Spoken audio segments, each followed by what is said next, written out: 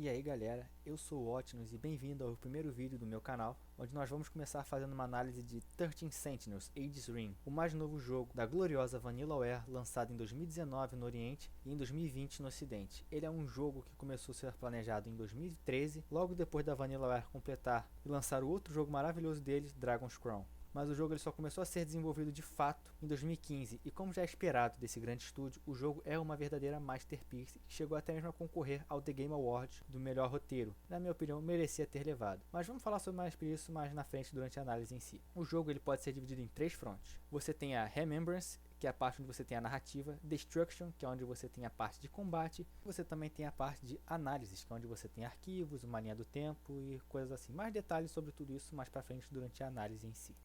Bem, galera, vamos começar então nossa análise pelas partes de gameplay do jogo, começando pelo modo Remembrance, que é onde você vai passar a maior parte do seu tempo, e é possível dizer que ele é uma mistura de visual novel com point and click. Você tem 13 protagonistas para escolher e assistir a história deles.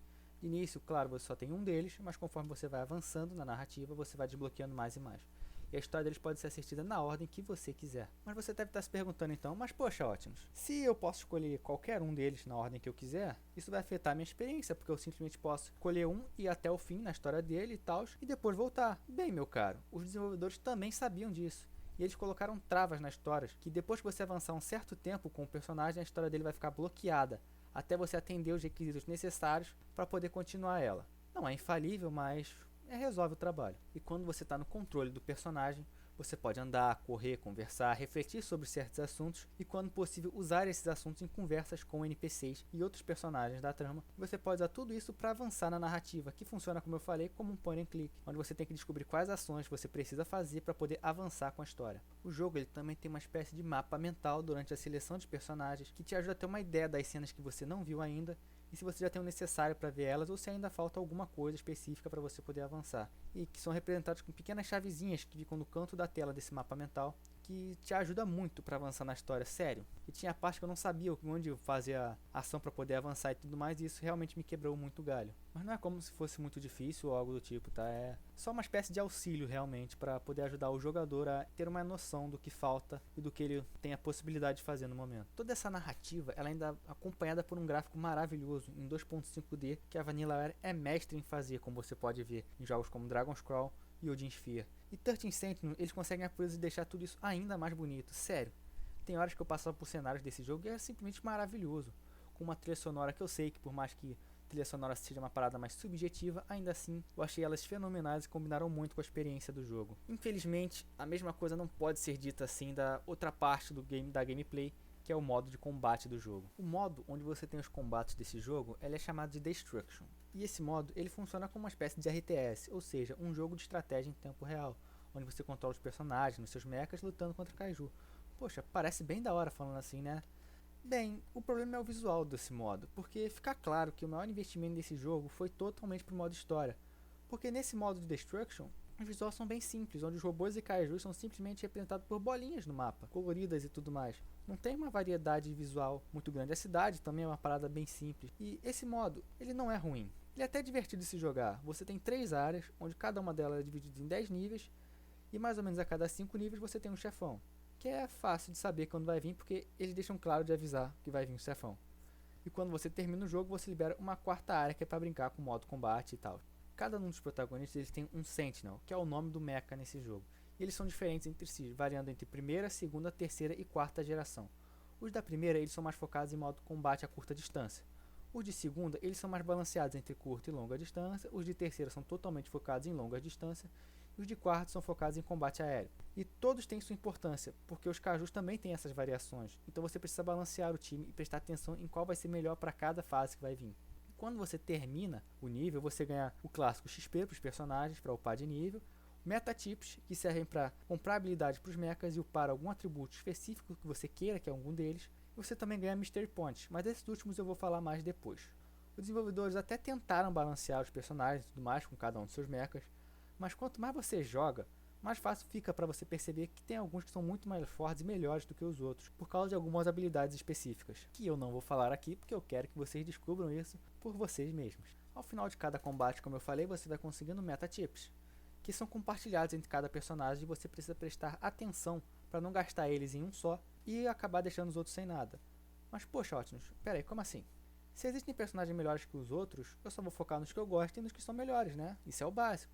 Bem, calma lá, meus bacanas, não é bem assim. Você tem que tomar cuidado para fazer isso, que em cima de cada um dos personagens tem uma barrinha chamada Brain Overload.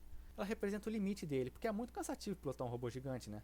Então quando essa barra tá cheia, você não pode usar o personagem no próximo combate, porque ele precisa descansar. Isso coloca um certo grau de estratégia no jogo, porque você tem que pensar sobre o que vai fazer. Se você vai usar o personagem agora ou vai deixar para depois, porque pode vir um combate mais difícil. E por falar em dificuldade, de início eu achei que fosse ser bem difícil esse jogo, porque eu não estou acostumado com o estilo de RTS e afins. Então eu comecei o jogo no normal, mas com medo de que a qualquer hora durante o jogo eu fosse abaixar a dificuldade pro fácil. Felizmente, o jogo deixa você alterar a dificuldade a qualquer momento, mas felizmente eu não precisei fazer isso, porque o jogo ele é relativamente fácil, mesmo no normal, sério. Eu passava a maioria das fases com muita tranquilidade, sem nem prestar atenção no que eu estava fazendo.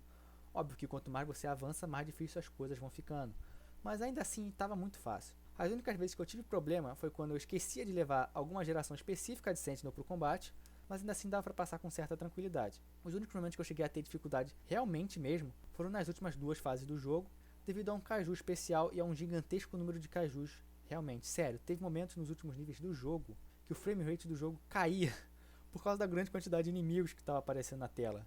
Era muito kaiju. Mas ótimo, o que é que acontece se um Sentinel for derrotado durante o combate? Bem, é simples, meu caro. O mecha ele é enviado para ser reparado, mas o piloto ele fica no campo de batalha. E a única habilidade que ele tem é correr para fugir dos kaijus que estão perto dele, esperando até que o Sentinel seja reparado e mandado de volta para ele. Mas caso o piloto seja morto durante esse estado, é game over instantâneo, porque o piloto ele é muito frágil, então você realmente tem que planejar nessas horas quando isso acontece. Isso aumenta um pouco a tensão do combate e tudo mais, mas como eu falei anteriormente, eu não cheguei a ter dificuldade no combate desse jogo. Eu só tive meu robô destruído uma única vez, e eu até mesmo esqueci de gravar isso, porque eu não cheguei a ter problema nenhum com a dificuldade desse jogo. Mas isso realmente acontece, eu sei, porque youtubers que eu acompanho tiveram esse problema e tudo mais quando estavam brincando e explorando mais o combate. Eu sei que eu falei isso antes quando eu comecei a analisar esse modo Destruction, mas o sistema ele até que é realmente divertido. O caso é, de fato ele mostra que o investimento do jogo está totalmente na história. Isso fica claro nos gráficos desse modo, por causa da sua simplicidade, enquanto na campanha você tem algumas cenas incríveis de bem animadas e maravilhosas, como essa aqui. Takako! みんなどこに行ったの？どうしよう、みんなとはぐれ。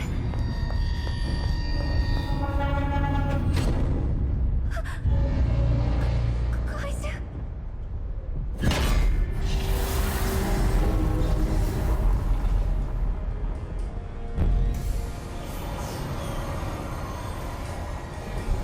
Por mais que eu realmente tenha me divertido com o combate, como eu falei aqui, tinha vezes que eu realmente estava querendo que ele acabasse, para quebrar a restrição de algum personagem e eu poder seguir logo acompanhando a narrativa do jogo.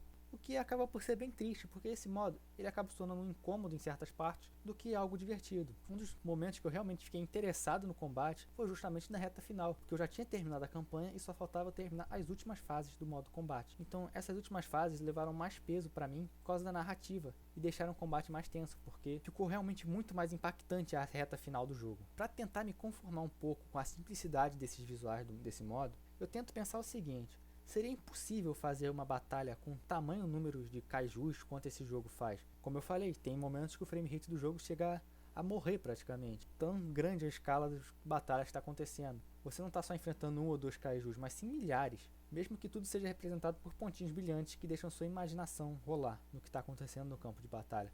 Isso não muda o fato de que é simples visualmente, mas pelo menos assim eu tenho um pouco de consolo pessoal para mim mesmo, por mais estranha que essa frase tenha soado. Bem, meus bacanas, e por último, a gente tem o modo análise, que é o modo onde você tem um resuminho dos acontecimentos de cada personagem em uma espécie de ordem cronológica para ajudar você a se guiar. Você também tem os Mystery Files que você vai desbloqueando com os Mystery Points, que você consegue no modo combate que eu falei anteriormente. E também você atingindo certos objetivos nesse modo combate, você vai desbloqueando mais. E assim como você avança na campanha, também mais vão sendo desbloqueados. Mas o que são esses files? Eles são um compiladozinho de informações, tanto de personagem quanto objetos e lugares.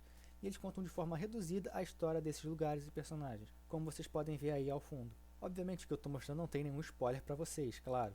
E os files eles vão se expandindo conforme vocês vão avançando na história, porque mais informações vão sendo liberadas sobre esses acontecimentos e vão sendo acrescentados nesses files. E aqui é que vem um ponto importante para vocês terem cuidado. quando vocês forem jogar esse jogo e forem desbloqueando esses files, porque eles também servem como travas dos personagens, que podem ser tanto travas envolvendo o combate, quanto envolvendo você avançar na história de outro personagem e também envolvendo liberar esses files. E qual que é o problema disso? Bem, eu ia desbloqueando esses files e eu ia lendo eles, porque eu estava interessado na história, eu queria mais informações e tudo que é relativo àquele jogo. Só que o problema foi que, sem querer, eu levei um spoiler do próprio jogo por causa disso. Porque uma das informações veio me dizer um twist que eu ainda não tinha visto. Eu até entendo que isso não foi algo proposital e tudo mais, porque pode acontecer esse tipo de coisa, eu entendo. Porque eu já tinha liberado o personagem para ver essa cena, já estava desbloqueada. Mas eu ainda não tinha visto ela porque eu estava focando num outro personagem que eu gostava mais. Então, quando essa revelação acabou sendo feita, eu não fiquei tão surpreso assim, porque eu já tinha visto num file. Por mais que eu não me importe tanto com spoilers, eu sei que pessoas se importam muito com isso, porque acham que estragam a experiência e tudo mais, eu entendo, realmente. E com esse jogo, qualquer spoiler é crucial, por menor que ele seja. E, enfim, eu acabei levando esse spoiler sem querer aí. Enfim, meus bacanas, esse foi um grande resumo das partes de gameplay desse jogo. E por último, mas não menos importante, vamos falar da história de um modo geral e sem spoilers, porque spoilers para esse jogo são um crime absurdo. Bem, a história desse jogo ela se passa no ano de 1985 e tem 13 protagonistas, e conta a história de cada um deles até o dia que ocorre um ataque de kaijus, e eles são a última linha de defesa porque eles são os únicos que podem pilotar os Sentinels e lutar contra esses kaijus. Ponto. Não quero falar mais do que isso. Esse foi só uma mini sinopse da história, porque é bem difícil falar sobre ela sem dar spoilers. Porque, como eu falei antes, qualquer spoiler é crucial para esse jogo. E como a história é contada de uma forma não linear, eu posso sem querer dar um spoiler para vocês. Isso deixa muito complicado de fazer essa parte. Claro, em vídeos subsequentes de outros jogos eu planejo falar um pouco mais da história, mas não nesse aqui, porque nesse aqui eu quero realmente que vocês joguem e aproveitem a história desse jogo no seu máximo. E eu garanto para vocês, galera, que a narrativa desse jogo é ótima, tanto que concorreu ao The Game Awards. Então, sério, confia que ela é boa e merecia ter ganho. O plot é muito interessante e ele me fez jogar mais do que eu esperava, sério. Eu achei que eu ia conseguir, tipo, jogando aos pouquinhos, parada de 1 horinha, 2 horinhas por dia, mas a narrativa era tão interessante e o fato dela não se nelear me serviu ainda mais para deixar muito surpreso com muita coisa que ia acontecendo durante a gameplay e tudo mais. Mas você pode estar se perguntando ainda, como tem 3 protagonistas com suas próprias histórias cada um, obviamente vai ter algum que você vai gostar mais do que outro, e vai acabar ficando mais interessante a história de alguns do que a de outros. Isso é normal de se acreditar, e eu entendo isso, porque eu também fui uma das pessoas que achou que isso ia acontecer comigo.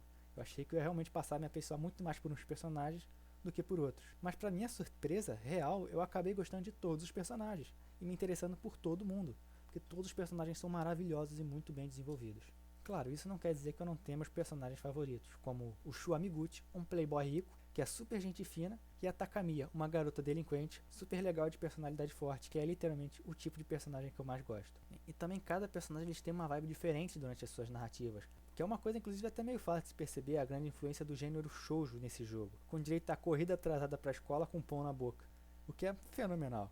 Não que essa influência seja ruim, muito pelo contrário, shoujo é um dos meus gêneros favoritos, mas caso você não goste, não precisa se incomodar, a história é realmente ótima, como eu falei, não deixe os preconceitos com shoujão te afastar dela. E bem, eu não quero ficar me estendendo muito nesse ponto, porque realmente eu não posso falar muito da história sem dar spoiler para vocês, e eu não quero fazer isso. Então eu planejo parar essa análise por aqui. Eu quero deixar o geral mesmo, é que esse jogo é maravilhoso e que vale todo o tempo de vocês. E ele não é muito longo, eu terminei ele por volta de 30 horas, mas isso é porque eu fiquei lendo tudo que eu podia e eu tentei ir atrás da platina, que eu parei um pouquinho porque eu parei para jogar outra coisa, acontece. E eu recomendo de coração vocês pegarem esse jogo, se virem ele numa promoção, porque vale realmente o investimento. Não percam a oportunidade, aproveitem essa masterpiece que precisa de mais amor e reconhecimento. Joguem ele e espalhem a palavra do quão bom ele é, porque eu sei que esse jogo vai se tornar um clássico cult com o passar do tempo. E é isso, galera, esse foi o vídeo. Obrigado por assistirem até aqui. Se gostarem, deixem seu gostei aí embaixo, e se não gostarem, também tem um botão aí pra isso, fazer o quê? Se inscrevam no canal e é isso aí. Escrevam nos comentários o que vocês acharam do vídeo do jogo. Até a próxima, valeu!